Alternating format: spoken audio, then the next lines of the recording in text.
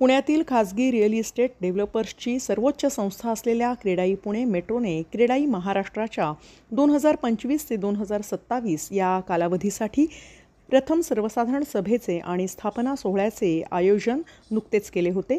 या ऐतिहासिक कार्यक्रमाला क्रेडाई महाराष्ट्राच्या नव्याने निवडून आलेल्या कार्यकारिणीची अधिकृत स्थापना करण्यात आली।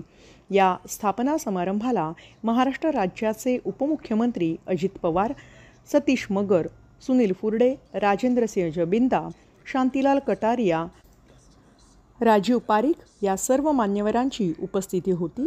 तसेच क्रेडाई पुणे मेट्रोचे नवनिर्मित अध्यक्ष श्री मनीष जैन आणि क्रेडाई नॅशनलचे उपाध्यक्ष रणजित नाईकनवरे यांनी आपले आगामी कालावधीतील कामकाजाचे उद्दिष्ट सांगितले।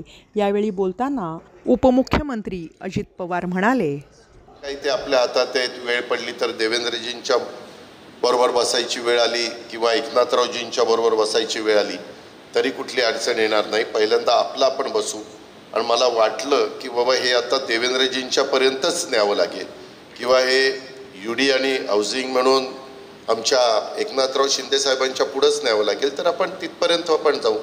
कारण ज्या प्रकारे ही जी तुमचा व्यवसाय आहे ह्याच्यातनं खूप मोठी उलाढाल असते, खूप मोठा रोजगार निर्माण त्या ठिकाणी होत असतो आणि त्याच्यातून पंतप्रधानांचं पण स्वप्न आहे, यंदा 2 कोटी लोकांना घरं देण्याचं त्यांचं स्वप्न आहे। आम्ही साधारण मी आजच प्रेसला सांगितलं 30,000 घरं आपण आपल्या पुण्यामध्ये घेतोय, ग्रामीण भागात 5,000 घरं घेतोय। आम्ही काही जागाही निवडलेल्या आहेत, कलेक्टरला माझ्या सूचना होत्या, बावधन आणि काही पिंपरी चिंचवडमध्ये, काही पुण्यामध्ये।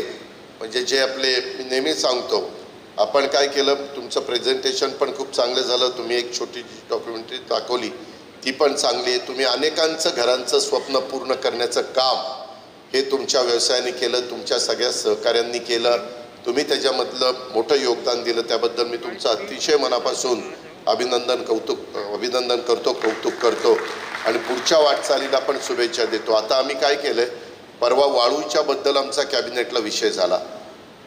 वाळूच्या बद्दल जी नदीची वाळू आहे त्याला आम्ही 600 रुपये ब्रास रेट लावतोय त्या टॅक्सचा आणि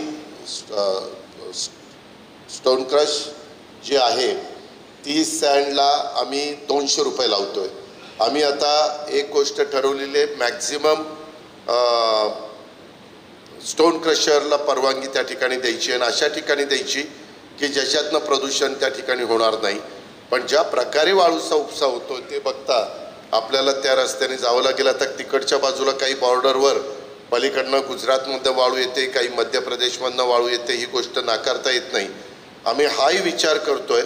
बऱ्याचदा बरेच जण आम्हाला सांगतायत की उजनी धरणामध्ये प्रचंड वाळू आहे, त्याच्यात 2 मतप्रवाह आहेत। आता ती वाळू तशी बघितली तर तिथं तशीच आहे, तर ते जरा बघून ती वाळूचा लिलाव करून ती त्या ठिकाणी उपलब्ध करता येतील का, अशाही प्रकारचं आमचा पुन्हा परवा मी देवेंद्रजी, गिरीश महाजन, चुकून बापट साहेबांचं नाव घेतलं, परंतु गिरीश महाजनजी, राधाकृष्ण विखेजी अशी आमची थोडीशी चर्चा झाली। देवेंद्रजींची टर्म संपत असताना तो विषय आलेला होता, परंतु नंतर तो मागं राहिला।